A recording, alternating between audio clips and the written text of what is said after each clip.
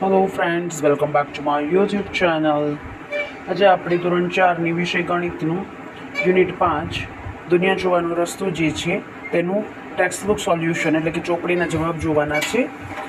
જેમાં સૌથી પહેલાં આપેલું છે ગપ્પુની હવાઈ સફર.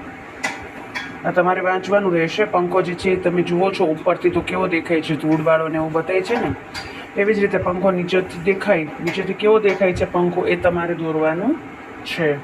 તો એ પંખો જે છે અહીંયા મેં દોરેલો છે, તમે જોઈને દોરી શકો છો.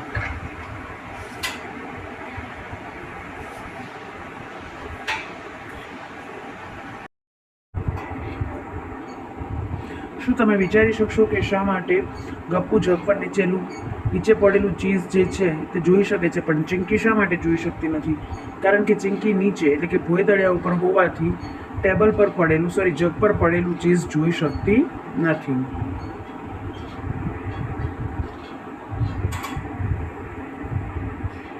ત્યાર પછીનું પેજ જોઈ લઈએ.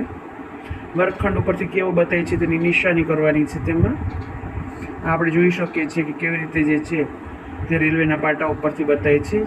સામેથી જોઈએ તો આવી રીતે પાટા બતાય છે. એક જ સ્થિતિના બે અલગ અલગ પોઝ જે છે સરખાવાના છે. ઉપરથી, સામેથી, બાજુએથી કેવી રીતે જે છે એ દેખાય છે. અહીં એક જ પ્રકારના વાડકાઓના જુદા જુદા બે દ્રશ્યો છે. કયા વાડકાઓ ઊંધા છે? તો કે આ વાડકાઓ સીધા જતા છે, આ વાડકા ઊંધા છે. તો આ એનો જવાબ આવશે. કયા ચિત્રમાં વાડકાઓ ઊંધા છે? તો કે ફોટા નંબર 2 માં આ 2 નંબરના ફોટા છે, એમાં વાડકાઓ ઊંધા છે. બાજુના દેખાવને ઉપરના દેખાવને જોડતી લાઈન બનાવો.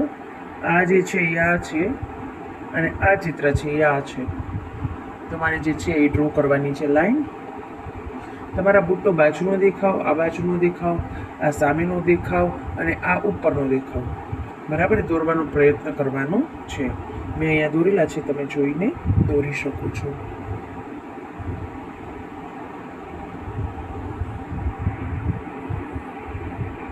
ગપ્પુના ઘર પાછળનું બગીચું.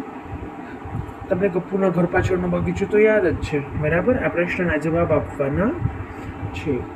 મીઠાઈની દુકાનની નજીકના દરવાજા પર નિશાન કરો બરાબર. A B C કે D? તો કે A. ગપ્પુના ઘરની નજીકનો દરવાજો કયો છે? જવાબ છે દરવાજો C. જો તમે B દરવાજાથી પ્રવેશો તો લીલો બાકડો તમારી કઈ તરફ આવે? જવાબ આવે ડાબી તરફ, લેફ્ટ. જ્યારે સુહાસિની બગીચામાં પ્રવેશી ત્યારે ફૂલનો ક્યારે તેની જમણી તરફ હતો, તો તે કયા દરવાજાથી પ્રવેશી હશે? તો કે દરવાજા D તરફથી. જો તમે દરવાજા C માંથી પ્રવેશો તો તમારા સૌથી નજીક શું હશે? તો કે ચીચવો, જેને આપણે સીસો કહીએ છીએ, તે હશે. ત્યાર પછી છે ઇસ્માઇલનું ઘર. આપણે જોઈ શકીએ છીએ ઇસ્માઇલનું ઘર, પછી બગીચો છે, પછી પુલ આવે છે, ત્યાર પછી દૂધ કેન્દ્ર આવે છે અને શ્રીજાતાનું ઘર આવે છે. ઇસ્માઇલ કે ખોટું બોલ્યો છે? તો કે હા. જો ઇસ્માઇલ દ્વારા બનાવેલ રસ્તા પર શ્રીજાતા ચાલે તો તે ક્યાં પહોંચે તે દર્શાવો. તો ઇસ્માઇલ દ્વારા બતાવેલ રસ્તા પર જો શ્રીજાતા ચાલશે તો તે ઇસ્માઇલના ઘરની વિરુદ્ધ દિશામાં પહોંચી જાય છે. ઇસ્માઇલના ઘરેથી શ્રીજાતાના ઘરે જવાની દિશા લખો. સૌપ્રથમ ઇસ્માઇલના ઘરેથી શરૂ કરીએ તો ઇસ્માઇલના ઘરેથી આપણે બગીચા સુધી જવાનું છે. બગીચો પસાર કરીને જમણી બાજુ વળો, જે તમને પુલ દેખાશે. ત્યારબાદ પુલ પસાર કરીને ડાબી બાજુ વળો અને સીધા ચાલો. ત્યારબાદ પહેલી ચોકડી નહીં પણ બીજી ચોકડીથી જમણી બાજુ વળતા શ્રીજાતાનું ઘર આવી જશે. ગિબલી અને મોટું, બીક, ખોખું. ધોરણ 3ના ગણિત ગમત એટલે કે મેથ મેજિકની બુક હતી, તે પુસ્તકની ગિબલી એટલે કે કીડી છે બરાબર. એ તો તમને યાદ જ છે. હવે અહીંયા તમારે અનુમાન કરીને લખવાનું છે. તમે અનુમાન કરી શકશો કે આ ખોખા જેવી વસ્તુ શું છે? તો કે એ એક પાસો છે. તમે ખોખા પર વિરુદ્ધ દિશાના અંકોનો સરવાળો 7 થવો જોઈએ. તો 5ની વિરુદ્ધ દિશામાં કયો અંક હશે? તો કે 2. ચિત્રના તળિયે બોટમમાં કયો અંક હશે? તો કે 6 હશે. જો ગિબલી 5 અંકથી ડાબી તરફ વળે તો કયો અંક જોઈ શકે? તો કે તે 1 અંક જોઈ શકે. જો તમે તે ખોખાને ખોલશો તો તે તમને કેવું દેખાશે? તો એ ખોખું મને જવાબ એનો એ છે, આના જેવું ખોખું દેખાશે. જવાબ એનો એ આપેલો છે. મિત્રો, અહીંયા ગણિતનું 5મું યુનિટ જે છે તે પૂર્ણ થાય છે.